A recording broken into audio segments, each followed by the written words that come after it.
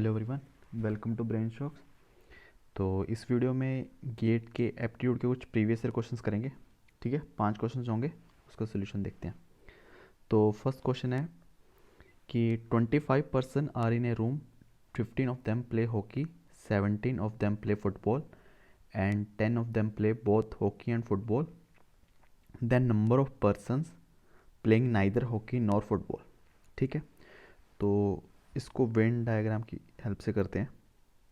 ठीक है, टोटल जो लोग हैं वो 25 हैं और कुछ लोग खेलते हैं हॉकी और कुछ लोग खेलते हैं फुटबॉल। ठीक है, ये मान लेते हैं कि टोटल 25 लोग हैं इसमें।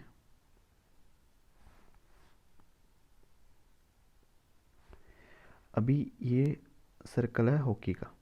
ठीक है, कि कुछ लोग हॉकी खेल रहे हैं और कुछ लोग फुटबॉल खेल रहे हैं और कुछ लोग दोनों खेल रहे हैं। ठीक है, अभी हमें पता करना है कि जो कितने लोग कोई गेम नहीं खेलते।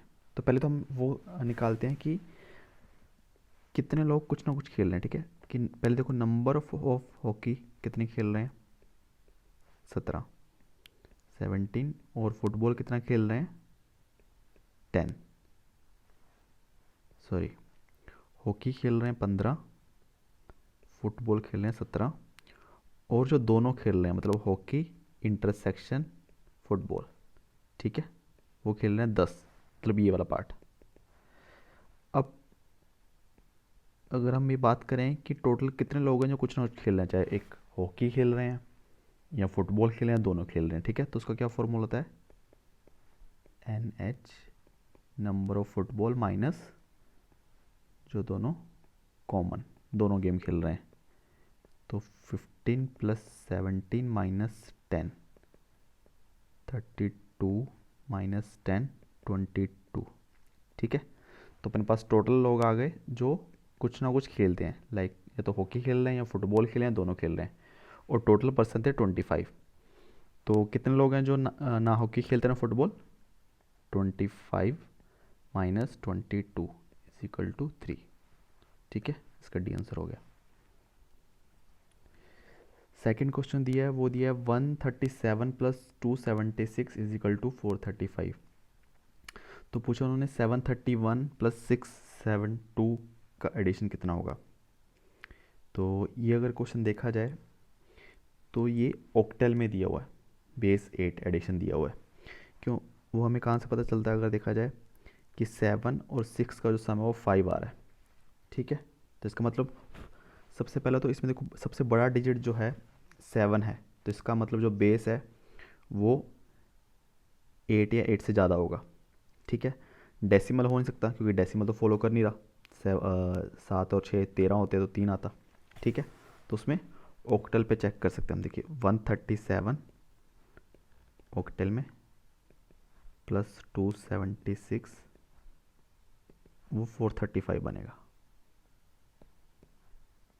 ठीक है, तो इसको चेक करेंगे 137 276 प्लस, अब देखो 7 और 6 13 आ गया, 13। अब ऑक्टल है तो 13 में से 8 माइनस करेंगे तो 5 और एक कैरी आ जाएगा। ठीक है, और अब ये इसको एडिशन करेंगे कि 3 1 4 7 11, फिर 8 से ज़्यादा आ गया, 11 माइनस 8 करेंगे 3 और एक कैरी यहाँ पे आ जाएगा, 1 1 2 2 2 4, 435। ठीक है, तो ये ऑक्टल एडिशन होके बना है। तो उसी तरह 731 प्लस 672 कितना होगा, 731 672। इसको हमें ऑक्टल बेस 8 का एडिशन करना है, 2 और 1 3। ठीक है, 8 से कम है कोई दिक्कत नहीं है। 7 और 3 10 हो गए, 10 8 से ज़्यादा है तो 10 माइनस 8 2 और एक कैरी। ठीक है, 7 से 13 एक 14, 14 फिर 8 से ज़्यादा हो गया, 14 माइनस 8 6 और एक कैरी। ठीक है, तो इसका यहाँ से आंसर आ गया सी। ये क्वेश्चन बोलता है कि 5 skilled worker can build a wall in 20 days, 8 semi skilled workers can build a wall in 25 days, 10 unskilled workers can build a wall in 30 days. If team of 2 skilled, 6 semi-skilled and 5 unskilled worker, how long it take to build a wall? ठीक है, तो work वाला question है, time and work. तो सबसे पहले देखो, जो 5 स्किल्ड वर्कर हैं वो एक जो वॉल है वो 20 दिन में बनाते हैं। ठीक है, अगर देखा जाए, अगर एक स्किल्ड वर्कर काम कर रहा है तो उसको तो 100 दिन लग जाएंगे, है ना। 5 लोग मिलके कोई काम कर रहे हैं, 20 दिन लग रहे हैं, तो एक बंदे को तो 100 दिन लगेंगे, 5 गुना काम करना दिन लगेंगे। उसी तरह एक स्किल्ड वर्कर 100 दिन में कोई काम करता है तो एक स्किल्ड वर्कर एक दिन में कितना काम करेगा, 1/100। ठीक है, एक दिन में 1/100 काम करेगा, तभी वो काम 100 डेज में पूरा हो जाएगा। उसी तरह एक सेमी स्किल्ड वर्कर एक दिन में कितना काम करेगा, 8 सेमी स्किल्ड 25 डेज। ठीक है, तो ये आ जाएगा 1/8 इंटू 25। ठीक है, वही सेम चीज़ हो जाएगी जो हमने ऊपर करी है। उसी तरह एक अनस्किल्ड वर्कर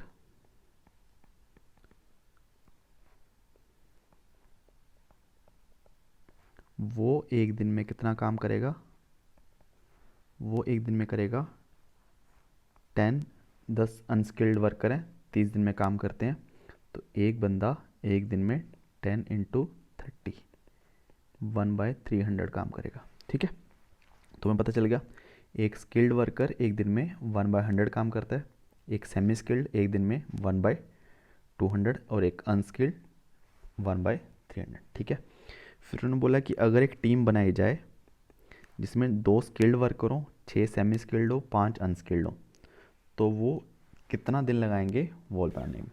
तो सबसे पहले हम देख लें, जो हमारी टीम है वो एक दिन में कितना काम कर रही है, पूरी टीम, है ना, एक टीम और एक दिन। तो एक दिन में 2 स्किल्ड वर्कर कितना काम करेंगे, एक स्किल्ड वर्कर एक दिन में 1/100 काम कर रहा है, 2 स्किल्ड वर्कर 2/100 करेंगे। उसी तरह 6 सेमी स्किल्ड वर्कर हैं, तो एक सेमी स्किल्ड वर्कर एक दिन में 1/200 काम करता है, तो 6 वर्कर मिलके 6/200 काम करेंगे। उसी तरह 5 अनस्किल्ड वर्कर हैं, तो एक अनस्किल्ड वर्कर एक दिन में 1/300 काम करता है, तो 1/5/300 काम करेगा। ठीक है, तो टोटल काम देखते हैं दिन में कितना हुआ, 306 सॉरी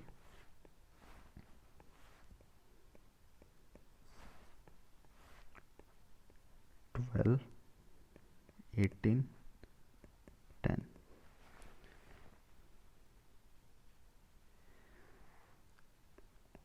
40/16 1/15।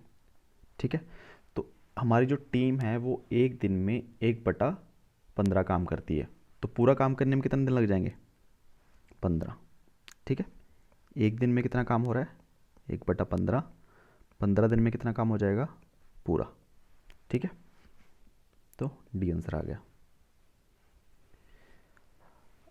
अभी क्या, given digit 22333 444, how many distinct 4 digit number greater than 3000 can be form. ठीक है, तो इसको 2 मेथड है, एक काफ़ी लंबा मेथड है वो भी करेंगे, थोड़ा शॉर्टकट वाला है वो भी। तो सबसे पहले लेंथी वाला मेथड देखते हैं।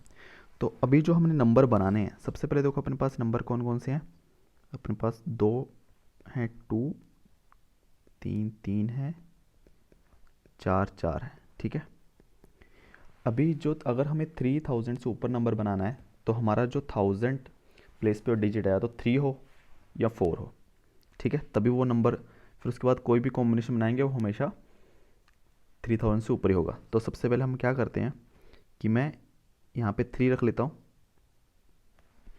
फर्स्ट डिजिट मैंने रख लिया 3, उसके बाद जो 3 डिजिट है वो नहीं पता। ठीक है, तो अगर मैंने फर्स्ट डिजिट 3 रख लिया, उसके बाद हमारे पास चूज़ करने के लिए ये नंबर हो गए 2 2, एक 3 तो मैंने रख लिया, तो ये बचे।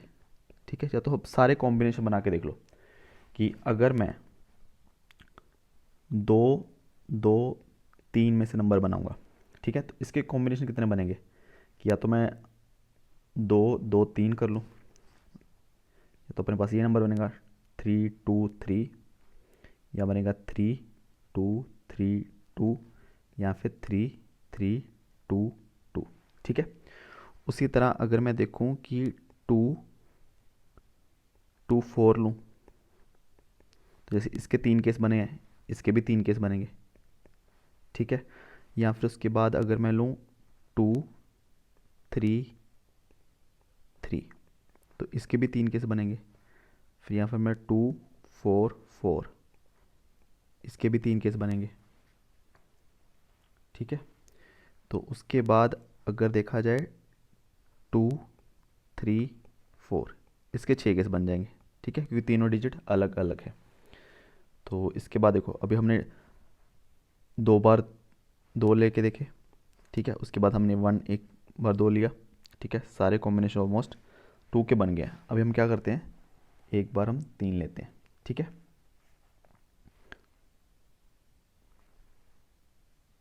कि पहले हम 2 3 लेते हैं, 332, इसके 3 कॉम्बिनेशन बनेंगे। फिर हम 334, इसके 3 कॉम्बिनेशन बनेंगे। ठीक है।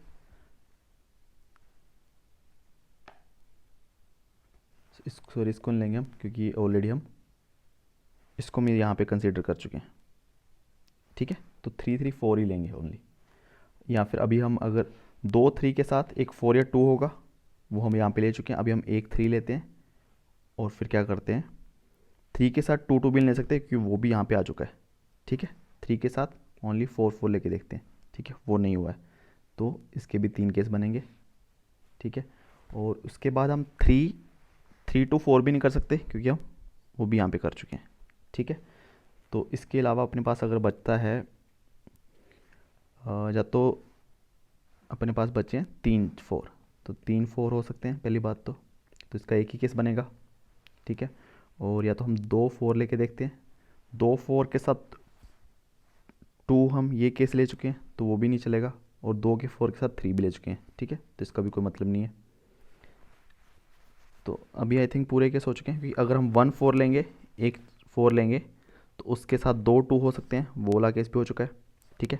अगर हम ओनली एक 4 लेंगे, 2 3 लेंगे, वो केस भी हम ले कंसिडर कर चुके हैं।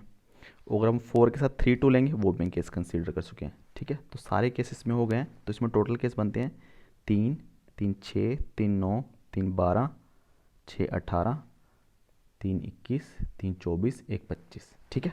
तो अगर हमारा फर्स्ट डिजिट 3 है, तो हमारे पास टोटल 25 केसेस बन रहे हैं। ठीक है। और दूसरा हम क्या कर सकते हैं कि अभी हम जो फर्स्ट डिजिट है हम रखें 4। ठीक है। तो अगर मैं 4 रखूँगा पहला डिजिट, बाद में खाली छोड़ दूंगा, उसके बाद मेरे पास बचते हैं 2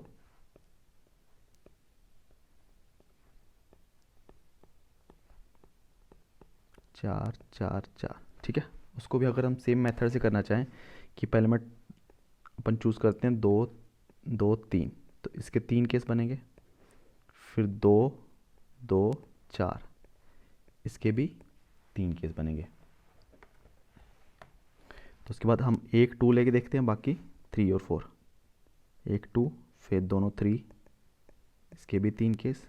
फिर 2 4 4, इसके भी 3 केस। फिर 2 3 4, इसके 6 केस। ठीक है। तो अभी अगर 2 वाले यही पॉसिबल हैं चीज़ें, या तो 2 बार 2 लें या फिर एक बार 2 लें। अभी हम 3 की तरफ जाते हैं, कि अगर मैं कहूँ, अगर मैं अपने पास 3 3 है, तो मैं तो तीनों 3 लेके देखता हूँ। ठीक है। उसका एक केस बनेगा। अगर मैं 2 3 लेता हूँ, अगर मैं 2 का ऑप्शन कंसीडर करूँगा, वो हम ऑलरेडी यहाँ पे ले चुके हैं, तो यहाँ पे 4 ट्राई करते हैं। ठीक है। तो इसके 3 केस बनेंगे। तो 2 3 हो सकते हैं, तो या तो चौथा, तो उसके बाद 2 या 4 होगा। 2 वाला ऑलरेडी कंसीडर हो चुका है, 4 वाला हमने कंसीडर कर लिया। तो एक 3 होगा, तो 3 के साथ 2 2 ये ऑलरेडी हो चुका है, तो 4 4 करते हैं। ठीक है। तो यहाँ पे 3 केस बनेंगे। ठीक है। इसके अलावा अभी अगर हम 3 के साथ 4 और 2 लेना चाहें, तो वो यहाँ पे हो चुका है। इसके बाद आप आते हैं 4 पे। या तो हम 4 तीनों ले लें। ठीक है। इसका एक केस बनेगा। 4 के साथ अगर मैं 2 4 लेके 2 रखना चाहूँ, वो केस यहाँ पे हो चुका है, ठीक है। अगर मैं 3 रखना चाहूँ तो वो केस यहाँ पे हो चुका है, ठीक है। तो अगर मैं ओनली एक 4 लेके 2 2 रखना चाहूँ तो ये केस भी हो चुका है। अगर मैं 3 3 रखना चाहूँ तो वो भी यहाँ पे हो चुका है। और 4 के साथ 3 2 कंसिडर करूँ, ये भी हो चुका है, ठीक है। तो सारे केस हो चुके हैं। तो टोटल हो गए 3 3 6 3 9 3 12 6 18 19 22 25 26, ठीक है। 26 केसेस यहाँ पे हो गए। तो 26 यहाँ पे थे, 25 यहाँ पे थे, तो टोटल हो गए 51, ठीक है। ये तो काफ़ी लंबा मेथड हो गया, तो क्योंकि इससे ज़्यादा डिजिट आएंगे फिर तो और दिक्कत हो जाएगी। तो एक जो छोटा छोटा मेथड है वो ये है कि अगर मैं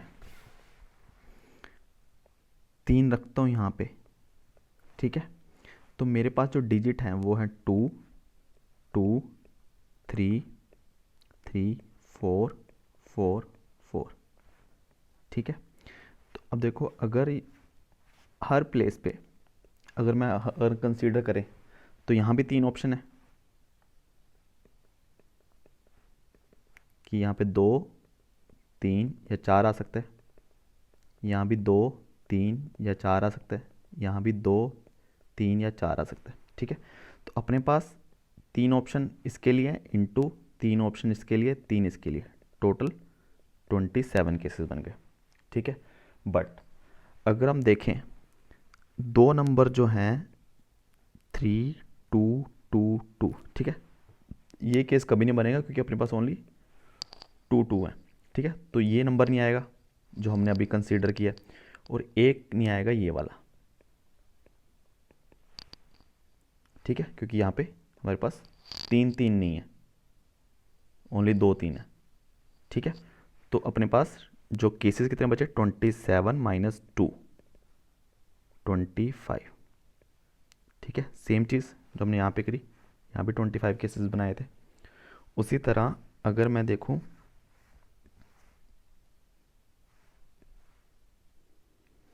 अगर मैं फर्स्ट डिजिट 4 लेता हूँ और मेरे पास 3 डिजिट बाकी हैं, तो वही सेम चीज़ करते हैं कि अपने पास डिजिट जो हैं वो बचेंगे 2 2 3 3 3 4 4 4, ठीक है। तो यहाँ पे मेरे पास 3 केस हैं, 2 3 4, यहाँ भी 3 यहाँ भी 3, तो 3 इंटू 3 इंटू 3 27। अभी जो एक नंबर जो नहीं बन सकता, जो हमने कंसीडर किया अभी, वो होगा 4 2 2 2, क्योंकि अपने पास 3 2s नहीं है, ठीक है। तो 27 माइनस 1 26, ठीक है। तो अभी हमने जो 4 के को हमने फर्स्ट डिजिट लेके यहाँ पे भी 26 केसेस बनाए थे, ठीक है। तो ये 2 मेथड है, पहले वाला काफ़ी लंबा है, दूसरे वाला थोड़ा दिमाग लगाएंगे तो बहुत जल्दी हो जाएगा, ठीक है। 5th क्वेश्चन है, Hari, Gita, Irfan, Saira are siblings, all were born on 1st January. Age difference between any two successive sibling that is born one after another is less than 3, ठीक है। Given the following fact, Hari's age plus Geeta's age greater than Irfan's age plus Saira's age. The age difference between Geeta and Saira is 1 year. However, Geeta is not the oldest and Saira is not the youngest, ठीक है। There were no twins. In what order they were born, oldest first, ठीक है। तो हमें जो answer बताना है oldest first, मतलब सबसे बड़ा कौन उनमें से, फिर उससे छोटा, फिर उससे छोटा, उससे छोटा, ठीक है। अगर 4 लोग हैं, हरी, गीता, इरफान, सायरा, ठीक है, इससे हमें क्या क्या इन्फॉर्मेशन मिलती है। एक तो सारे 1 जनवरी को पैदा हुए हैं, और उसके बाद कोई भी ट्विंस नहीं है, मतलब वो हर अलग अलग साल में पैदा हुए हैं। और उसके बाद दोनों जो बिल्कुल पास पास के हैं उनका जो एज डिफरेंस है वो लेस देन 3 है, मतलब या तो एज डिफरेंस 1 होगा या एज डिफरेंस 2 होगा, ठीक है। और हमें फर्स्ट पॉइंट दिया है कि हरी और गीता की एज का सम इरफान और सायरा की एज के सम से ज़्यादा होगा, ठीक है। सेकंड पॉइंट दिया है कि age difference between Geeta and Saira is 1 year, मतलब गीता और सायरा की जो एज का डिफरेंस है वो 1 दिया है। तो ये नहीं बताया कि कौन बड़ा है, तो ये हो सकता है या फिर सायरा माइनस गीता 1। इसका मतलब ये होगा कि इनके बीच में कोई भी सिबलिंग नहीं होगा, ठीक है। तो अगर इस एक साल पे गीता का बर्थ हुआ तो उसके आगे या पीछे वाले साल में सायरा का बर्थ हुआ होगा। तो मतलब जी और एस हमेशा साथ में आएंगे, तो इससे फर्स्ट ऑप्शन कैंसिल हो जाता है क्योंकि यहाँ पे एस और जी में डिफरेंस है। ठीक है, ये तो पॉसिबल ही नहीं है। तो अपने पास बचा बी ऑप्शन में दोनों साथ साथ हैं, सी में दोनों साथ साथ हैं, डी में साथ साथ है। ठीक है, और इसने बोला है कि Geeta is not the oldest, वो तो कहीं किसी ऑप्शन में नहीं है, और Saira is not the youngest, वो भी किसी ऑप्शन में नहीं है। और फिर बोला है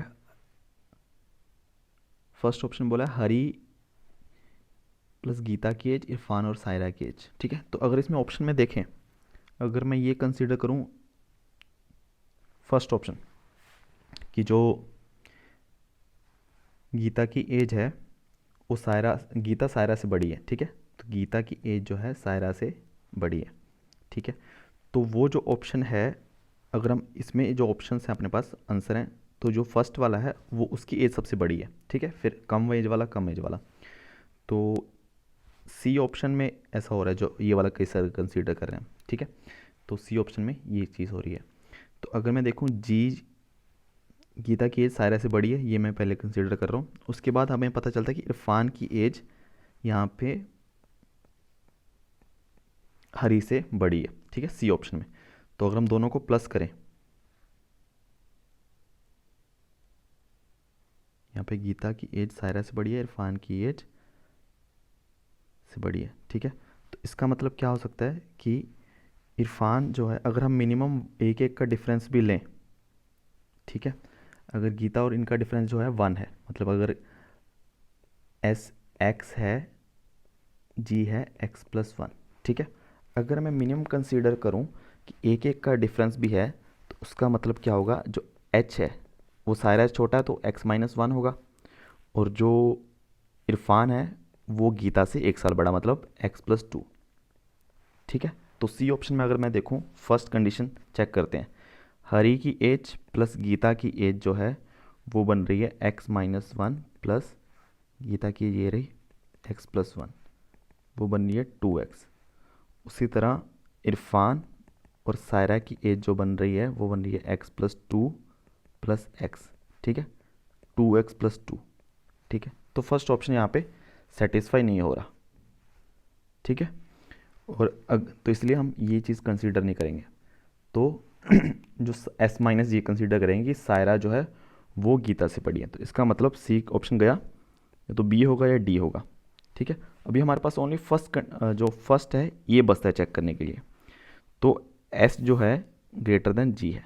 ठीक है, तो अगर मैं बी ऑप्शन लूँ, बी ऑप्शन में के हिसाब से एच जो है वो ग्रेटर देन आई है। ठीक है, और जो